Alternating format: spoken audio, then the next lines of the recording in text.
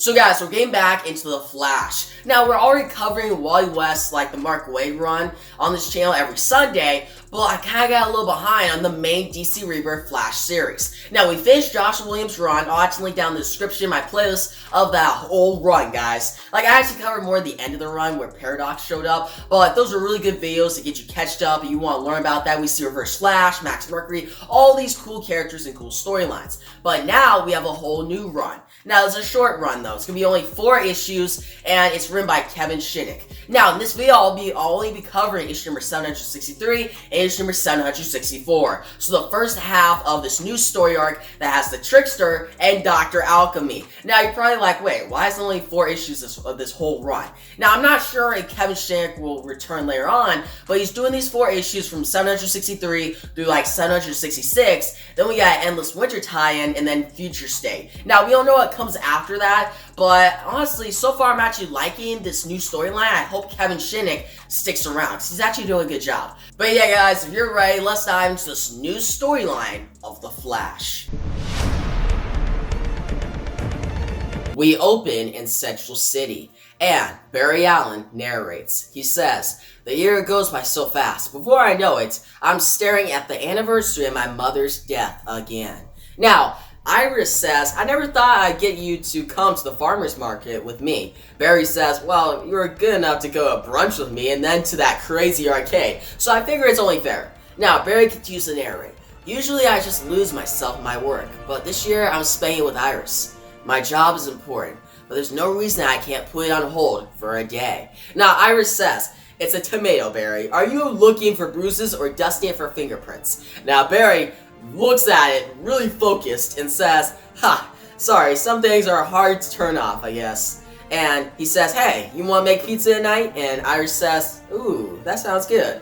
Although I doubt it'll be as good as the pizza we had in New York, remember?" And Barry says, "Do I ever? In fact, wait right here." And he speeds off. Now, Barry continues to narrate. "And while being the Flash doesn't exactly come with vacation time, it does have its benefits, like speeding off trying to get pizza."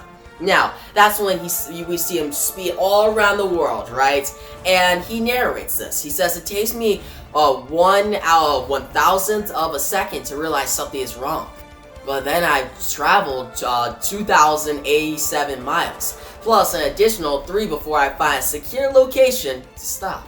I just burned through my street clothes." We see he's burned through his entire clothes, and he's just on the street, right? He says, "My first thought is that something is wrong with my flash ring. But then I realize it's gone. My name is Barry Allen. I'm the fastest man alive. So who's fast enough to steal from me?" Now, that's when we see he's talking to Iris at the apartment, right? That's when Iris says, "Where could you have left it?" And Barry says, "It's not a car key, Iris. I didn't leave it someplace. It's my flash ring." And she says, "Okay, well, let's see. Did you drop it down the drain? Did you give it to your high school sweetheart?" And Barry says, "I'm glad you find it so funny."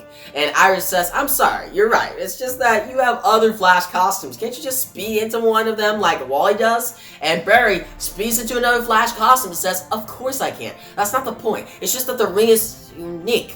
And Iris says, "Why? What's it made of?" And Barry says, "It's a mixture of gold, stainless steel, and a special alloy I created." And Iris says, "And you can't just make another one?" And Barry says, "No, I need to get back." Now he speeds off and continues to narrate. "I don't mean to be so abrupt, but this couldn't have happened on a worse day." He speeds through Central City. He says, "I'm not sure if Iris remembers the significance of, or if she's purposely not bringing it up, but just once, I wish I could face this day without a sense of dread. And from the look of things, that's not happening anytime soon." I retrace my steps, and when I return to the arcade, I'm reminded that when you add law enforcement to a carnival atmosphere, there's usually only one person behind it all. He speeds in and says, "Trickster," and Trickster is caught up in this tornado made by Flash, pretty much like a speed tornado away, and Trickster says, "Put me down, you windbag. I've done nothing wrong." And the cop says, "He's right, Flash. I can't believe I'm saying this, but he hasn't committed any crimes here today." Barry stops running and says, "What?" That's when the Trickster falls to the ground. You hear him say, "Oof," And Barry says, well, chances are he's done something to deserve that. Now so the trickster says, I'm the new owner of this establishment, you dolt. There's more money in selling overpriced chicken wings to pinball patsies than there is a crime these days. And Barry says, then why are the police here? And that's when Trickster says, crowd control, dum-dum, my place is a hit. And Barry says, I sped by here earlier and it wasn't nearly as crazy. Why the sudden surge of interest? And that's what the trickster says. Wouldn't you like to know? And they says, lucky for me, the only thing I can be accused of is gentrification. But what brings my favorite Red Rube back here so soon? And Barry says, I'm investigating a crime that might have taken place here. And Trickster smiles and says, oh, Flash, you're supposed to whack those little moles on the head. They don't actually get hurt, silly. And Barry says that if everything is above board, you won't mind me looking around? And Trickster says, of course not. I'll give you the tour myself, like the decor. And Barry says, my ring. And Trickster says, and when you were here earlier, you couldn't tell I own this place, huh? Well, I guess no one ever accused you of being the quickest man alive. And Barry says, obviously, it didn't look like this earlier, and since you don't know my secret identity, I can only assume you randomly rob folks who come in here, and then refocus your efforts when you discovered what you obtained. And the trickster says, you're close, I'll give you that, but be careful, you know what they say about people who assume. And he says, they're dumb. Besides, can I help it if you can't hold on to your jewelry? And Barry says, sorry to spoil your plans, Axel, but I'm taking my ring back. And Trickster says, really? Of all the games here, that's the one you're choosing? I'm surprised. I thought you always put the need of others first, before your own. And you see this woman almost fall into this whole thing of just spikes, about to just shred her up, kill her. And Barry says, no! He speeds off, he catches her. He says, I knew the trickster hadn't gone straight, but it's not like him to endanger people's lives. He says, a doll? And that's when the trickster begins to laugh and says, nice to see you're so reliable, Flash. You're what they call in the betting community a sure thing. Which is why the $1 million question was, if you save her, but how fast you would do it. And you see these people are actually betting on how fast Barry can save people. So now this whole arcade has this whole flash ring thing, a betting place. It's become a really hit spot in Central City. That's when Barry grabs Trickster by the jacket and says, you got people betting on me? And Trickster says, oh Flash, it's better than that. I've got people losing their lives saving on you. Will you save her? How fast will he run? Does his costume prevent perspiration? Big no on that one, by the way. But happily, all the proceeds go to my funhouse. Then he says, so feel free to go for the gold if you want. Gold ring. That is, just know that every choice you make affects these people's lives. Unless, of course, you'd like to take me on one-on-one. And Barry says, I can beat you with one hand behind my back, Trickster. And then Trickster says, not a fight, you big bully, an IQ test. That's what Barry continues to narrate. Engaging in Trickster's antics is the last thing I want to do right now. But I need that ring back. He says, fine. And Trickster says, here's one. Lightning can only strike once in the same spot, but how many times can lightning itself be struck? Ooh, I know this. The answer is 5. See? And you hear a ding, and that's when the Trickster says, surprise! Did I mention I took on some silent partners to help run this place? And that's when Barry looks at 4 villains, and he says, as if Trickster wasn't enough, now I've got Riddler, Prankster, Toyman, and Cluemaster to deal with. And the Trickster says, opening a small business can be so trying, so I figured I'd enlist a few like-minded individuals. And Barry says, I honestly can't think of a worse groupie of whimsical weirdos. That's when the Trickster tries to blast, and you hear a zap. And that's when the Trickster says, the ring is real, boys, and he wants it bad, so it must be special. Catch! He throws the ring in this box, and all the villains try to catch it. Now, that's when they catch it, and Trickster says, it's the ultimate shell game, Flash. Who has the ring? They start to run, and they start to go their separate ways. Now, Barry chases after him, and he says, my head's been at fog for too long, but that ends now. He tries to go after the different villains. He says the ring could be with any one of them.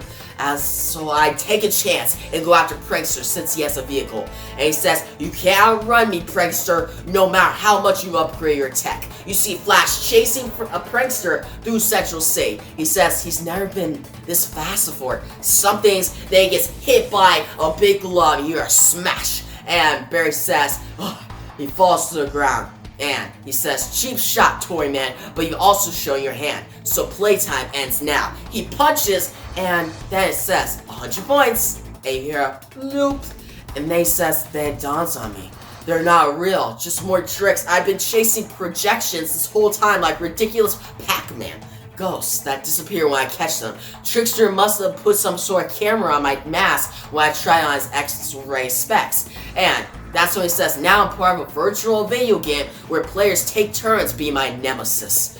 While I run through the city fighting hard light projections of bad guys. It's like chasing carrots on a stick. The trickster laughs. He's like, and then that's when the trickster says, as Barry just keeps running, you're helping me rake in some serious dough, my friend. I might have to make this a full-on superhero arcade. Win a battery, shoot a green arrow, grab a silver bracelet. Or would that make you jealous? Then Barry runs and says, hand it over, Axel. Axel says, oh, I'm sorry, I don't think you have enough tickets yet. But tell me something, what's so special about it? At first I thought it was just gold, but then I noticed a mysterious element in the mix. What's your secret, Flash? Why is a speedster near a rink? If you confess in front of all these gamers, then I'll let you have it back. Barry thinks, maybe it's the stress of the day, but knowing how important the ring is, I decide it's easier to just give in. Barry says, you win. It's a special alloy I created to help me in the Speed Force. When I touch the side of it, the ring produces what I need to be the Flash. And Trickster activates the ring and says, and now I have it, oh Flash, you've underestimated me for the last time. And then he tries to click it, but bams, and all the shards go into Trickster's face and almost knocks him out. And Barry says, it's not that I'm lying, the metal does serve a purpose in the Speed Force. And then that's when Barry continues. But I don't tell him is that the thing is, the ring producers is my costume. And when it shoots out, it emerges with a force of 9 airbags. So Trickster gets hit with 9 airbags, pretty much. And he falls to the ground, knocked out. And Barry says, for a speedster, that's nothing. But for someone like Trickster, let's just say he finally gets his bell rung. Now, that's when we go back to the apartment, and Barry says, and he thought the ring is what makes you fast. He heard what he wanted to hear. Iris says, so what exactly is so special about the ring? What's the mystery metal? And Barry says, it's funny how everyone assumes the new metal is what makes the ring so special. And he says, but really the alloy just protects what's special when it's inside the Speed Force. It's the gold that has the true value. See, when I decided to create a ring for my costume, I knew it had to be practical, but I also wanted to stand for something. So that each time I used it, I could remind myself why I do this and who I do it for. My mother's death and my father's imprisonment shattered my world. I was desperate to put the pieces back together, but I knew that was impossible. So I did the best I could. I took my mother's wedding ring, which was left to me, along with her things, and my father's wedding ring, which was gathering dust while he sat in prison, and forged them together to create my own ring. So in addition to housing my costume, it also brings me hope during what could otherwise be dark times. Plus now it even has a positive memory to what's usually an emotional day for me. Iris says, oh Barry, is today the day that, and Barry says, yes it is. But maybe now we can also think of it as the day I got my ring back. Now we go to Iron Heights Penitentiary, and that's when somebody thinks. The human body is made up of 11 elements, each one capable of transforming when exposed to the proper catalyst. In the lab I've seen that. Catalyst be heat, in prison I've seen it be God. For me, the trickster serves as my turning point, because my element is surprise. The time for Dr. Alchemy to strike is now. We open up with Iris and Barry in the kitchen, and Iris says, Barry, you're the only person I know who can get that look of be a million miles away seconds before it actually be a million miles away. Is everything okay? And Barry says, yeah. Sorry, I was just thinking that after everything I went through with the trickster, I never want this ring to leave my finger again. And Iris says, I don't blame you. It must be nice having a ring you don't ever want to leave your finger. Oh, that reminds me. I have something for you. But don't get freaked out by the small box. They're just earbuds. I thought you'd like. Now, that's where Iris goes to get them. She says, the sales clerk said you could listen to them while you run. Now, Barry looks at the TV and the TV says, the news reporter says, a horrific sight. Dr. Alchemy has escaped Iron Heights by turning the walls of his cell into molten lava. We don't know how much longer we can broadcast from this vantage point as he is now converting the raindrops from the current storm. Now, that's when we see Barry gets in his costume and runs away. Iris continues to say, didn't have the heart to tell her there isn't a song short enough for you to enjoy before you get to where you're going? And she sees that Barry is gone, just like that. Now we go to Dr. Alchemy, and he's taking out all these police, right? And the police are trying to shoot, but he's using his book, his codex, to go against them, right? Now we see Barry shows up, and that's what he says. It's been a while since I've had to take on Alchemy, but my strategy remains the same. Get the stone away from him. The longer I stay outside, the better, but I also need help what few guards are still standing. That's when Dr. Alchemy says, that's funny. I don't recall bullets being able to suddenly change direction midair, which means we're not alone. Are we, Flash? Now it's when Flash is hit by this shock, and he says it's a lucky shot, but the beam cuts me across the face, converting the material in my mask. He screams, and Alchemy says, want to guess what that is? It's mercury. Apophos. Don't you think God's being all? But really, it's an element known for its toxic nature, which eats away at the brain. 17th century maliners used mercury to help construct their hats. Sadly, it also made them go insane. Now, Alchemy says, which is where we get the term Mad Hatter from. Did you know that? Oh, I bet there's a lot that I know that you don't. Now, Barry vibrates his face so nobody can see his secret identity, because his mask, his cowl, is now to dust, guys. The mercury destroyed it. Now, that's when Barry says, I need just a little time to get away and surprise Alchemy. But that time is now. We see the police officers say, freeze, Alchemy. Dr. Alchemy starts to form pretty much a shield to protect himself. He says, seriously, you people still don't understand my powers, do you? Very well, fire away. Now, that's what he says, your bullets will become the same nauseous gas that will end your lives. But before you can kill these cops, that's what Barry says, the distraction gives me just enough time to take Alchemy by surprise. He hits Alchemy in the face and you hear a big wham. And that's when Alchemy says, oh. And Barry starts to form a tornado with his arms, starts to swing his arms back and forth. He says, everyone get down until I cleanse the air. And Alchemy says, nice try, Flash, but possession is 9/10 of the law. And he says the other 10th is knowing how to use it. He shocks the Flash, and that's when we see all this water start to fill pretty much the whole street. The ground becomes just liquid, and you hear splash. All the cops are drowning because they have their vest on. Barry decides, you know what? I gotta save them before stopping Dr. Alchemy. He saves them barely, and that's what the cops say. Thank you, Flash. And Barry says, my pleasure. Now, that's when we see Iris. She says, what are you doing? We're back at the apartment. And Barry says, Alchemy wasn't wrong when he said I don't know how to use the stone. So I'm re-up on it. But the information is so cryptic. And that's when Iris says, so I guess this means we're not going to the new exhibit at the Central City Expo Center tonight? And Barry says, that depends. And Iris says, on what? And Barry says, on whether I'm as good at cryptology as I am at chemistry. Even though the Philosopher's Stone dates back to ancient times, the first recorded illustration of it doesn't appear until the 17th century. And since that also coincides with the emergence of the Illuminati, I can't help but think there might be more here than meets the eye. Now, that's when Iris says, should you call Batman? And Barry says, thanks for the vote of confidence. And Iris says, I'm just saying, he's a detective. And Barry says, so? I'm a speedster. You think he calls me every time he needs something done quick? And Iris says, I'm sure would, in fact. Can I give you a grocery list? And Barry says, very fine. You do remember I'm a member of the Justice League, right? Although it would be nice having someone on my side.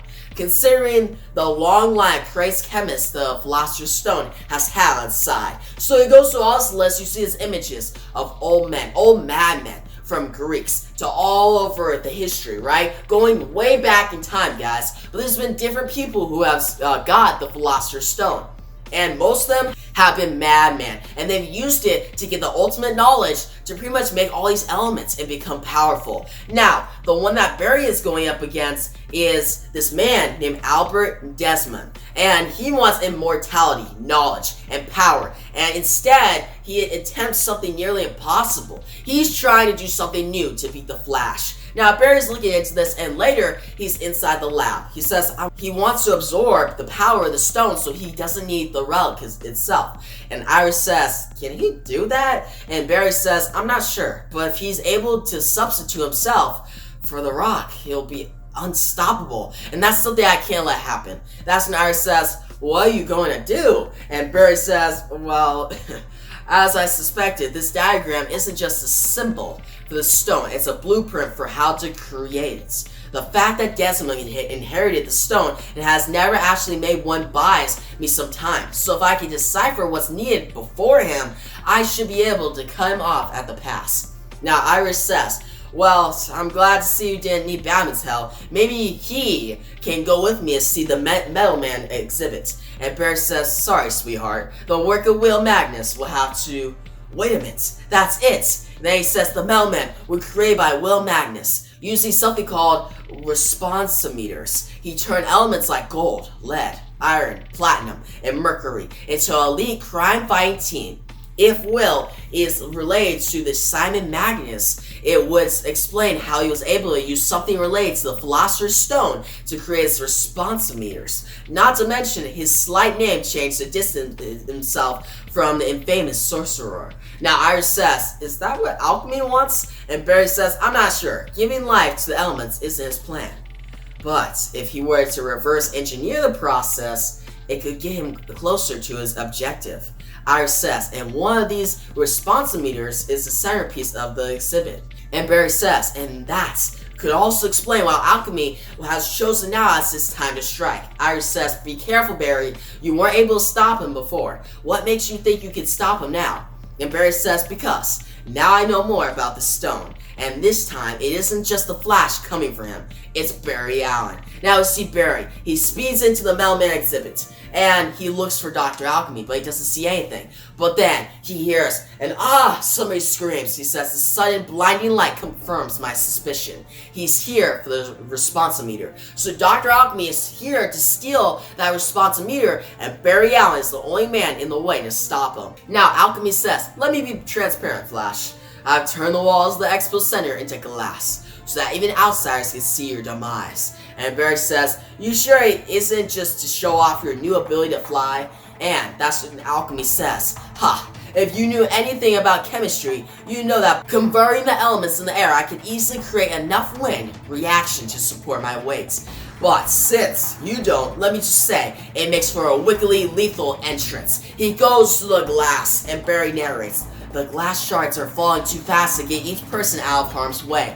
He tries to speed to save people. He says, so, I've come up with my own chemical solution. Maybe it's a crack he made about my not knowing chemistry, but I can't help but smile at my choice to create a flow of air that exactly the temperature needed to melt the glass safely and still stop Alchemy in his tracks. So he saves these people, but that's when he says, sorry Desmond, you're not getting the responsometer.